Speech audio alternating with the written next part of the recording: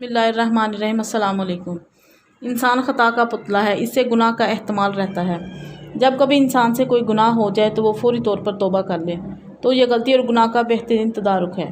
توبہ کا مطلب یہ ہے کہ انسان اپنے گناہ پر شرمندہ ہو اور آئندہ سے اس گناہ سے اجتناب کرے۔ سب سے پہلے انسان حضرت آدم علیہ السلام سے بھی چوک ہوئی تو انہوں نے رو رو کر خدا تعالیٰ کی بارگاہ میں معافی مانگی۔ خدا نے ان کی معافی کو قبول کرتے ہوئے انہیں معاف کر دیا۔ اس کے مقابلہ میں شیطان سے بھی گناہ ہوا، مگر اس نے گناہ پر کوئی شرمندگی کا اظہار نہ کیا، بلکہ گناہ پر ڈٹ گیا تو خدا تعالیٰ نے اس کو قیامت تک راندہ درگاہ کر دیا۔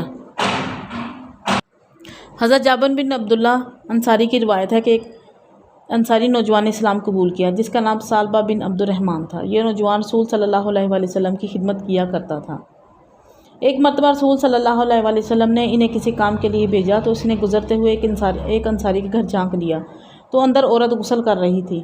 اب اس نوجوان کو خوف لاحق ہوا کہ کہیں ایسا نہ ہو کہ میری اس حرکت کی وجہ سے رسول صلی اللہ علیہ وآلہ وسلم کو بذریعہ وحی اطلاع ہو جائے، لہٰذا خوف اور شرمندگی کے باعث وہ واپس بارگاہ رسالت صلی اللہ علیہ وآلہ وسلم نے حاضر نہ ہوا اور وہاں سے بھاگ کر مدینہ کے پہاڑوں میں جا کر چھپ گیا۔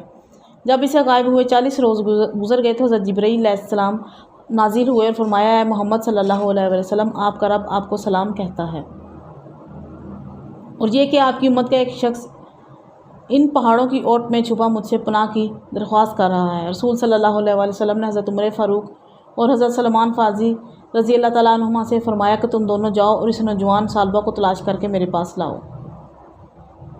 یہ دونوں حضرات مدینہ منورہ سے ان پہاڑوں کی طرف تلاش میں نکلے تو راستہ میں مدینہ منورہ کے زوافہ نامی ایک چرواہے سے ملاقات ہو گئی تو اس سے پوچھا کہ کیا تم نے ان پہاڑوں کے درمیان ثعلبہ نامی کسی نوجوان کو تو نہیں دیکھا؟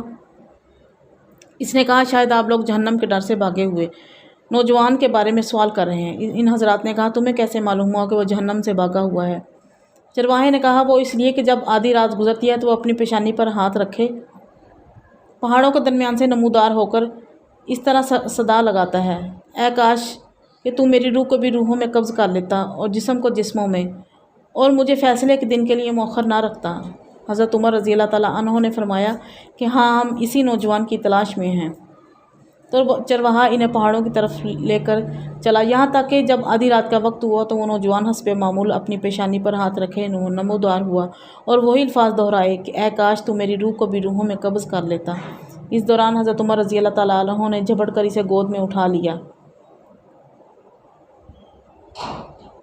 تو اس نے پوچھا کہ رسول صلی اللہ علیہ وسلم کو میرے گناہ کے بارے میں معلوم پڑ گیا ہے؟ فرمایا، یہ تو مجھے معلوم نہیں، البتہ کل شام آپ صلی اللہ علیہ وآلہ وسلم نے تمہیں یاد کیا اور پھر مجھے اور سلمان کو تمہاری تلاش میں بھیج دیا کہ جاؤ ثعلبہ کو ڈھونڈ کر لاؤ۔ تو اس نے کہا کہ پھر ایسا کرو،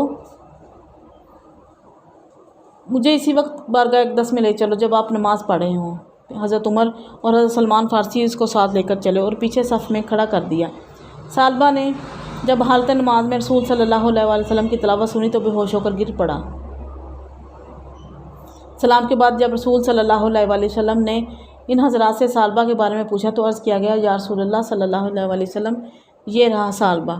رسول صلی اللہ علیہ وآلہ وسلم نے اسے ہلایا تو بے ہوش میں آ گیا۔ آپ نے فرمایا، تجھے کس چیز نے مجھ سے غائب کر دیا تھا؟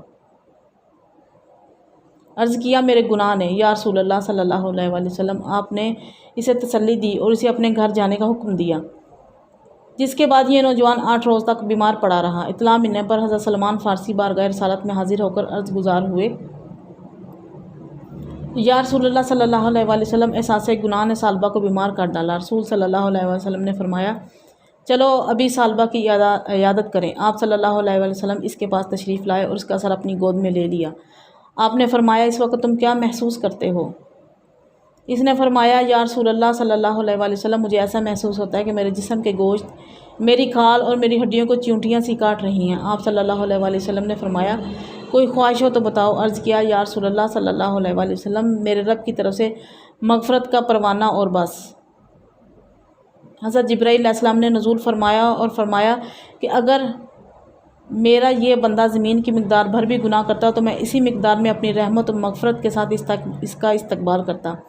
جب رسول صلی اللہ علیہ وآلہ وسلم نے ثعلبہ کو اللہ کا یہ پیغام دیا تو اس نے ایک چیخ کے ساتھ جان دے دی۔ रसूल सल्लल्लाहु अलैहि वसल्लम ने सालबा की तजहीज़ व तकफ़ीन का फरमाया। नमाज जनाजा के बाद इसे लेकर निकले। हमने देखा कि रसूल सल्लल्लाहु अलैहि वसल्लम चलते हुए इंतहाई एहतियात के साथ पूरा पाँव ज़मीन पर रखने की बजाय पंजों के बल चल रहे थे। तदफीन के बाद रसूल सल्लल्लाहु अलैहि वसल्लम से इसकी वजह पूछी गई तो आपने फरमाया, कसम है इस ज़ात की जिसने मुझे सच्चा नबी बनाकर भेजा। वजह यह थी कि सालबा के जनाजे के साथ चलने के लिए आसमान से इस कदर फरिश्ते नाजिल हुए कि ज़मीन पर पाँव रखना मुश्किल था।